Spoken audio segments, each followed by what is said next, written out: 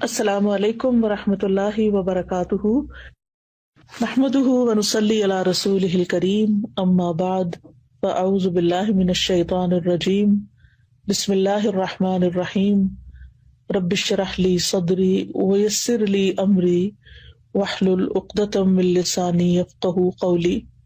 الحمدللہ، میرے لیے بہت خوشی کی بات ہے کہ مختلف جگہوں سے آج آپ لوگ یہاں پر جمع ہیں اور اللہ کی خاطر جمع ہیں، اور اللہ کی خاطر اکٹھے ہونے کا اجر و ثواب بھی کچھ اور ہے۔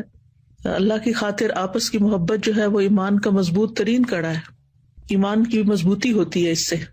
جب لوگ اللہ کی خاطر ایک دوسرے سے تعلق رکھتے ہیں، ایک دوسرے سے محبت کرتے ہیں، ایک دوسرے کو وزٹ کرتے ہیں، ایک دوسرے کی کیئر کرتے ہیں، ایک دوسرے کے ساتھ خیر کے کاموں پہ جمع ہوتے ہیں، ایک دوسرے پہ خرچ کرتے ہیں، تو اللہ تعالیٰ سے دعا ہے کہ اللہ تعالیٰ ہمارے سارے کاموں کو اپنے لیے خالص کر لے اور اپنی محبت کی خاطر کرنے کی توفیق دے، اپنی ہی خاطر کرنے کی توفیق دے، اور اس محبت کا جو لطف ہے وہ ہمیں دنیا میں بھی عطا کرے، اور اس کی جو مٹھاس ہے وہ ہمیں آخرت میں بھی عطا کرے، اور ہمیں اپنے چہرے کا دیدار نصیب فرمائے، اور اپنے عرش کے سائے تلے ہمیں سب کو جمع کرے۔ دنیا کے یہ فاصلے کوئی حیثیت نہیں رکھتے، کیونکہ انسان جب اللہ کی خاطر کسی سے محبت کرتا ہے تو چاہے وہ دنیا کے کسی بھی حصے میں ہو، کہیں پر بھی ہو، اور نہ صرف یہ کہ مکان کے اعتبار سے، زمان کے اعتبار سے، یعنی زمانے کے اعتبار سے بھی اگر صدیوں کا بھی فاصلہ ہو تو وہ بھی کوئی معنی نہیں رکھتا، جیسی ہماری صحابہ کرام سے اور تابعین سے اور تبع تابعین سے اور علماء امت سے محبت ہے، اور وہ بھی صرف اور صرف دین ہی کی وجہ سے ہے، اللہ ہی کی خاطر ہے۔ تو یہ محبتیں انسان کو بہت کچھ سکھا جاتی ہیں، اور زندگی میں بہت سے مواقع پر انسان کے لیے بڑی تقویت کا باعث ہوتی ہیں۔ تو اللہ تعالیٰ ہم سب کو اپنے لیے خالص کرے اور اپنی رحمتوں سے نوازے۔ تو اب میں بات آپ لوگوں سے کروں گی نماز کے حوالے سے۔ الحمدللہ ہم سب نماز پڑھتے ہیں، اور ہم سب کو اپنی نمازوں کی فکر بھی ہوتی ہے، اور ہم نماز سے متعلق کورسز وغیرہ بھی کرتے رہتے ہیں، پڑھتے بھی ہیں، پڑھاتے بھی ہیں، اور اپنی تمام حرکات اور سکنات سنت کے مطابق کرنے کی کوشش کرتے ہیں۔ لیکن نماز کا ایک ظاہری پہلو ہے اور ایک اس کا روحانی یا باطنی پہلو ہے۔ کوئی عمل اسی وقت درست ہوتا ہے جب اس کے یہ دونوں پہلو جو ہیں وہ درست ہوں۔ ایک یہ کہ انسان کے عمل میں اخلاص ہو، اللہ کی خاطر کرنے والا، اور دوسرا یہ کہ ظاہری عمل جو ہے وہ سنت کے مطابق ہو۔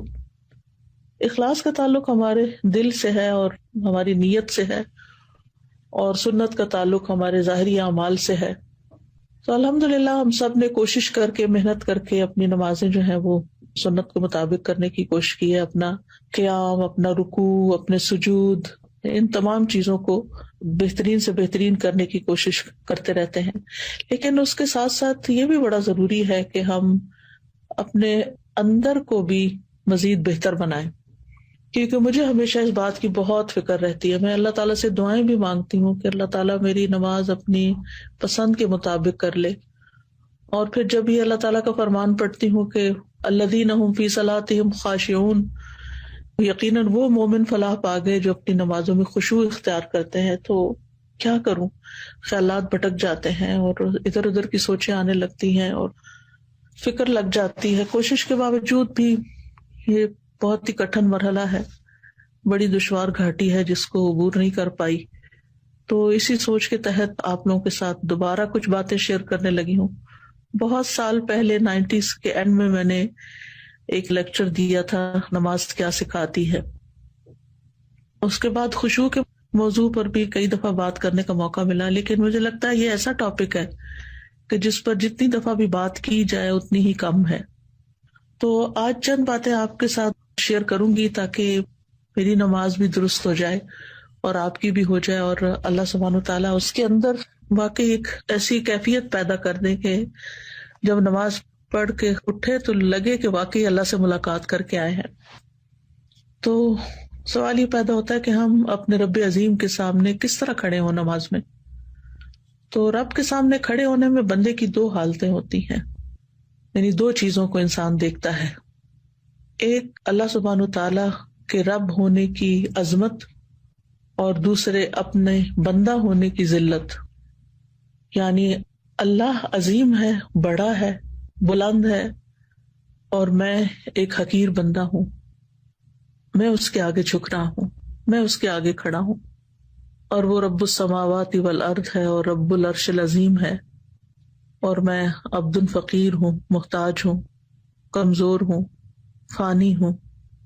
تو جب انسان اللہ کی عظمت اور بڑائی کو ذہن میں رکھتا ہے اور اپنی کمزوری کو ذہن میں رکھتا ہے تو آغاز بہت اچھا ہوتا ہے.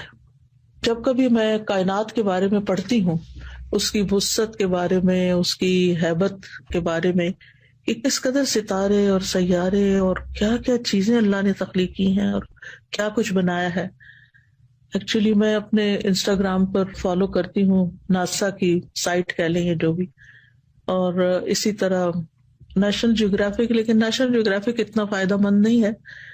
ناسا جو تصویریں ریلیز کرتا ہے مختلف پلانٹس کی اور مختلف اللہ سبحانہ تعالیٰ کی جو تخلیق ہے آسمانوں میں، اور نیشنل جیوگرافک بیسیکلی زمین میں جو کچھ مختلف مقامات ہیں ان کے بارے میں مختلف تصاویر وغیرہ شیئر کرتا ہے. اور میں ایسی نیوز کو فالو بھی کرتی ہوں جو نئی نئی تحقیقات اور نئی ریسرچز اور نئی ڈسکوریز سامنے آتی ہیں. چونکہ یہ میڈیا جو ہے یہ مختصر ہوتا ہے، تھوڑی سی دیر میں انسان کچھ نہ کچھ جان لیتا ہے. تو آپ یقین کریں کہ جس دن میں نے کوئی ایسی چیز پڑھی ہوتی ہے اس دن میرے دل کی کیفیت ہی کچھ اور ہوتی ہے. اور جب نماز میں وہ خیال مجھے آ جاتا ہے، کیونکہ ہم جو کچھ پڑھتے کرتے ہیں وہی چیزیں نماز میں آتی ہیں نا، تو جب وہ نماز میں خیال آ جاتا ہے مجھے، تو واقعی میرے اندر ایک اور ہی طرح کی نماز کے اندر کیفیت آتی ہے اور پھر آنسو بھی گرنے لگتے ہیں. لیکن اگر اللہ تعالیٰ کی عظمت کا خیال نہ ہو تو پھر نماز بے روح سی ہوتی ہے. پھر ساتھ ہی سمندروں کے اندر کی مخلوقات اور عجیب و غریب مخلوقات اور پرندوں کے رنگ اور پھولوں کے، اور زمین کو بھی پوری طرح انسانوں نے ڈسکور نہیں کیا. مختلف مقامات کا آپ دیکھیں، باقی تو چھوڑیں، اگر آپ نے اپنے انڈور کوئی پلانٹس وغیرہ رکھے ہوں گے، جیسے میں نے اپنے اندر ہی کمرے میں رکھے، کیونکہ یہاں باہر تو اتنی سخت سردی ہے کہ نکلنے کا موقع کم ہی ملتا ہے، اور سردیوں میں درخت بھی ٹونڈ منڈ ہو جاتے ہیں. تو میں دیکھتی ہوں کہ کس طرح ایک پتا نکلتا ہے اور کس طریقے سے وہ گرو کرتا ہے، اور تھوڑی سی مٹی یا پاٹ میں کیا چیز ہے اس کے اندر جو مدد دے رہی ہے اس کو گرو کرنے میں. تو اللہ سبحانہ و تعالیٰ کی قدرت یاد آتی ہے نا. یعنی کائنات ایسی چیز ہے جس میں غور و فکر کرنے سے اور اللہ تعالیٰ کی مخلوقات میں غور و فکر کرنے سے اللہ سبحانہ و تعالیٰ کی عظمت کا احساس دل میں بہت بڑھتا ہے. یہ کونی آیات ہیں نا جن کے اندر ہمیں غور کرنا چاہیے اور اس بات پر ایمان رکھنا چاہیے کہ یہ اللہ سبحانہ و تعالیٰ ہی کی تخلیق ہے. اور پھر اس سے آگے یہ کہ یہ سوچنا چاہیے کہ یہ سب کچھ اللہ کی تسبیح بھی کر رہا ہے. وَإِن مِّن شَيْءٍ إِلَّا يُسَبِّحُ بِحَمْدِهِ وَلَٰكِن لَّا تَفْقَهُونَ تَسْبِيحَهُمْ. یہ ساری مخلوقات اپنے رب کو پہچانتی ہیں، اس کی وحدانیت کی گواہی دیتی ہیں، اس کی حمد کے ساتھ اس کی تسبیح بیان کرتی ہیں. اور کل قد علم صلاتہ و تسبیحہ، ہر ایک نے یقیناً اپنی نماز اور اپنی تسبیح جان لی ہے، سب کو پتا ہے. تو اگر ہم اللہ سبحانہ تعالیٰ کی اس کائنات کو ذہن میں رکھ کے اللہ اکبر کہتے ہیں یا سبحان اللہ کہتے ہیں تو وہ کیفیت ہی کچھ اور ہوتی ہے. اللہ سبحانہ تعالیٰ اپنی مخلوقات کی مشابہت سے پاک ہے، اور ہماری عقل اللہ کی عظمت کا احاطہ نہیں کر سکتی اور نہ ہی اس کے علم کا. وَلَا يُحِيطُونَ بِشَيْءٍ مِّنْ عِلْمِهِ إِلَّا بِمَا شَاءَ. اور احسان کے درجے میں نماز پڑھنا ایسا ہے نا کہ جیسے آپ اللہ تعالیٰ کو دیکھ رہے ہوں. ہم دیکھ تو نہیں سکتے لیکن ایک احساس ہی ہے نا یہ، ورنہ وہ تو ہمیں دیکھ ہی رہا ہے. اور پھر اس بات کو بھی ہمیں سوچنا چاہیے کہ اللہ سبحانہ تعالیٰ اس بات سے بڑا ہے کہ مخلوقات اس کا حق ادا کرے. ہم اس کا حق ادا نہیں کر سکتے، ہماری عقل، ہمارا خیال اس کا ادراک نہیں کر سکتی. لا تدرکہ الابصار وہو یدرک الابصار. آنکھیں، نگاہیں اس کو نہیں پا سکتی، ہمارے دل کی نگاہیں بھی نہیں پا سکتی، اور وہ ہمیں دیکھ سکتا ہے ہر حال میں کہ ہم کیسے کھڑے ہیں. تو بہرحال ہم ہیں تو اس بات سے قاصر کہ ہم اللہ کی بڑائی کا صحیح معنوں میں حق ادا کریں اور احساس کریں. لیکن یہ ہے کہ بہرحال کوشش ہی ہے، اور اللہ سبحانہ تعالیٰ ہر شرک سے پاک ہے، ہر شریک سے پاک ہے، اور سب سے بڑا ہے. تو جب نماز شروع کریں اور اللہ اکبر کہیں تو بس ساری مخلوق نیچے اور اللہ سب سے بڑا، سب چھوٹے اور اللہ ہی بڑا. پھر اس کے بعد سبحانک اللہم و بحمدک و تبارک اسمک و تعالی جدک و لا الہ غیرک. پاک ہے تو اے اللہ اپنی حمد کے ساتھ، تیرا نام بڑی برکت والا ہے، تیری شان بہت بلند ہے، تیرے سوا کوئی معبود نہیں ہے. پھر جب سورۃ الفاتحہ پڑھیں تو پھر اللہ سبحانہ تعالیٰ کی صفات پر غور کریں. بسم اللہ الرحمن الرحیم سے لے کر وللضالین آمین تک. جب ہم کہیں کہ الحمدللہ رب العالمین تو پھر عالمین کا ذہن میں خیال جائے کہ ان سارے جہانوں اور ساری مخلوقات کو پیدا کرنے والا اللہ ہے، پالنے والا اللہ ہے، ان کی تدبیر کرنے والا اللہ ہے. پھر الرحمن الرحیم پڑھیں تو اللہ تعالیٰ کے فضل اور رحمت کو سوچیں. مالک یوم الدین کہیں تو قیامت کے دن کو یاد کریں، اور پھر وہاں جو اللہ سبحانہ تعالیٰ کا جلال ہوگا اور عظمت ہوگی اس کو محسوس کریں. پھر صراط الذین انعمت علیہم غیر المغضوب علیہم ولا الضالین، یہ جب پڑھیں تو انعام یافتہ لوگوں اور جو مغضوب علیہم ہیں، فاسق ہیں، گمراہ ہیں، ان لوگوں کے درجات کو دیکھیں کہ منافقین فی الدرک الاسفل من النار ہوں گے، اور انعمت علیہم جو ہیں وہ قیامت کے دن جنتوں میں الفردوس الاعلیٰ میں ہوں گے. ایک کہاں اور دوسرا کہاں، اتنا درجوں میں فرق ہو جائے گا اگر ہم انعام یافتہ لوگوں کے راستے پہ چلیں گے اور نفاق سے بچیں گے، کفر سے بچیں گے، شرک سے بچیں گے. تو یہ مرتبے جاننا بھی بڑا ضروری ہے کہ کس طرح کچھ لوگ جہنم کے نچلے گڑھوں میں ہوں گے اور کچھ اتنے عظیم جگہوں پر ہوں گے. پھر اس کے بعد اللہ اکبر کہہ کے جب ہم رکوع میں جاتے ہیں تو پھر اللہ سبحانہ تعالیٰ کی عظمت کا احساس دل میں لائیں. سبحان ربی العظیم، سبحان ربی العظیم، سبحان ربی العظیم. یہ زمین اور آسمان میں جو کچھ ہے، ان کے سب خزانے اور آسمان اور زمین کے لشکر اور مخلوقات سب اللہ العظیم ہی کی ہیں. پھر اس کے بعد سمع اللہ لمن حمدہ، اللہ تعالیٰ کی تعریف. اور پھر دوبارہ جب سجدے میں جائیں تو اللہ تعالیٰ کی صفت علو جو ہے کہ اللہ تعالیٰ بلند ہے، بہت بلند. سبحان ربی الاعلیٰ کہتے ہوئے اس کی بلندی کو ذہن میں لائیں، اور اپنی پستی کو کہ ہم نے اپنا سر اور اپنا ناک جو ہے زمین پہ رکھ دیا ہے، اور اصل بڑائی تو اللہ ہی کے لیے ہے، اصل بلندی تو اللہ ہی کے لیے ہے. ہم تو کمزور انسان ہیں. جب اس احساس کے ساتھ انسان نماز پڑھتا ہے تو پھر انسان کے اندر سے تکبر بھی نکلتا ہے، اور یہ نکلنا بڑا ضروری ہے. جب تک انسان اپنے آپ کو بڑی چیز سمجھتا رہتا ہے تو پھر انسان کے ریلیشن شپ نہ تو اللہ تعالیٰ کے ساتھ درست ہوتا ہے اور نہ بندوں کے ساتھ درست ہوتا ہے.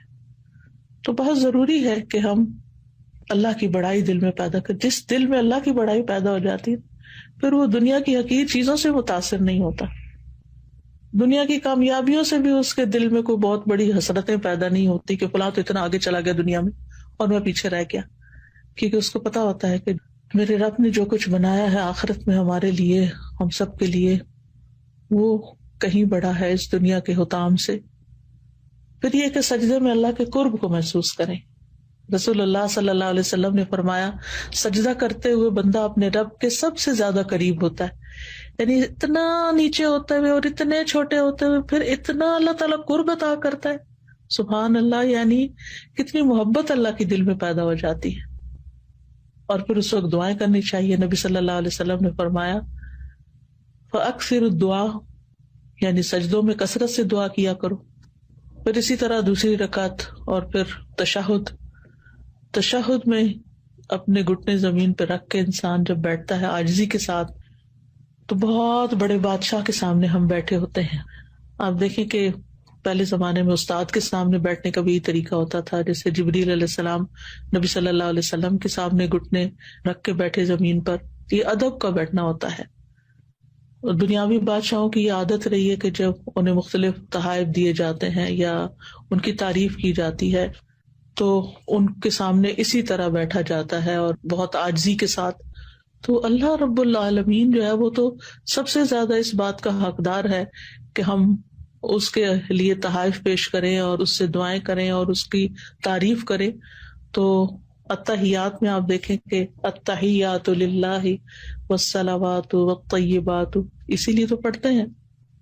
اور پھر اس کے بعد درود شریف پڑھتے ہیں، نبی صلی اللہ علیہ وسلم کے لیے دعا کرتے ہیں، پھر عباد اللہ الصالحین پہ سلام بھیجتے ہیں، اور پھر اپنی آخر میں دعائیں مانگتے ہیں. وہ دعاؤں کی قبولیت کا وقت ہوتا ہے جب ہم سارے ریچول ادا کر چکے ہوتے ہیں سلام پھیرنے سے پہلے. اور پھر جب انسان سلام پھیرتا ہے تو دوبارہ دنیا میں آ رہا ہوتا ہے ایک طرح سے اللہ سے ملاقات کر کے.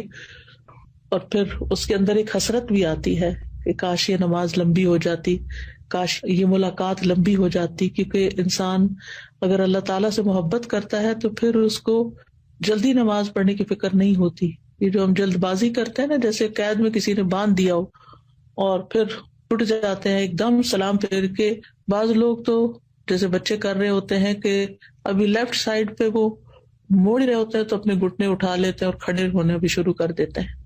تو اس وقت انسان کو پھر اللہ اکبر کہہ کے، استغفر اللہ کہہ کے، کیونکہ پتہ نہیں کیسی نماز پڑھی کیسی نہیں پڑھی. تو جس کا دل زندہ ہوتا ہے، جس کے دل میں اللہ کا ذکر ہوتا ہے، جس کے دل میں اللہ کی محبت ہوتی ہے، جو دل اللہ سے مانوس ہوتا ہے، جو اللہ تعالیٰ سے سرگوشیاں کرتا ہے، اس کی نماز کا لطف ہی کچھ اور ہوتا ہے. اور نبی صلی اللہ علیہ وسلم اسی لیے فرمایا کرتے تھے جب دنیا کے کاموں سے تھک جاتے تھے کہ اقیم الصلاۃ یا بلال ارحنا بہا، بلال اقامت کو اذان دو تاکہ ہم راحت پائیں. تو نماز دراصل ہمیں راحت پہنچانے کا ذریعہ، اور آپ اس کو محسوس کر سکتے ہیں. اگر آپ واقعی اس کا حق ادا کرتے ہوئے نماز پڑھیں تو آپ کو یوں محسوس ہوگا کہ جیسے آپ کی تھکاوٹ اتر گئی. فزیکلی بھی انسان اوپر نیچے ہوتا ہے، رکوع اور سجدہ جم کے کرتا ہے، اور پھر صحیح معنوں میں دعا بھی کرتا ہے. تو آپ اس کا ایکسپیرینس کریں گے اور کیا بھی ہوگا کہ کس طرح آپ ریلیکس ہو کے اٹھتے ہیں اور آپ کی ایک نرشمنٹ ہو چکی ہوتی ہے، اور روحانی طور پر بھی آپ اسٹرانگ ہوتے ہیں، فزیکلی بھی آپ ایکٹیو ہو جاتے ہیں، اور ایک عجب خوشی لے کے آپ اٹھتے ہیں جیسے آپ نے سارے بوجھ اتار دیے. اور یہ بھی ایک حقیقت ہے کہ جب انسان رکوع اور سجدہ کرتا ہے تو اس کے گناہ اس کے کمر پہ لا کے رکھ دیے جاتے ہیں، اور پھر وہ اٹھتا ہے تو وہ گر چکے ہوتے ہیں. تو نماز کے بعد وہ گناہوں سے پاک ہو چکا ہوتا ہے. تو اللہ سبحانہ وتعالیٰ سے دعا ہے کہ ہمیں اللہ تعالیٰ نمازوں کا حق ادا کرنے کی توفیق دے، اور جو باتیں ہم نے کی ہیں ہمارے عمل میں لے آئے. اللہ سبحانہ وتعالیٰ ہمیں اپنے مخلص بندوں میں شامل کرے، ان لوگوں میں جن سے اللہ تعالیٰ محبت کرتا ہے، اور ہماری نمازوں کو واقعی اللہ تعالیٰ ایسی نمازیں بنا دے کہ جو ہمارے حق میں حجت ہوں، ہمارے خلاف حجت نہ ہو. اور جب ہم اللہ تعالیٰ سے ملاقات کریں تو جس طرح اس ملاقات میں ہمیں ایک طرح سے خوشی نصیب ہوتی ہے، اللہ تعالیٰ وہاں بھی ہمیں اپنی ملاقات کے وقت خوش کر دے اور ہمیں بخش دے، یعنی ہمارا محاسبہ نہ کرے. اگر ہم اس دنیا میں اپنی نمازوں میں اپنا محاسبہ کرتے رہتے ہیں تو انشاءاللہ اللہ سبحانہ وتعالیٰ آخرت کے حساب کو آسان کر دے گا. تو یہ چند باتیں تھی میری طرف سے آپ کے لیے ایک تحفہ.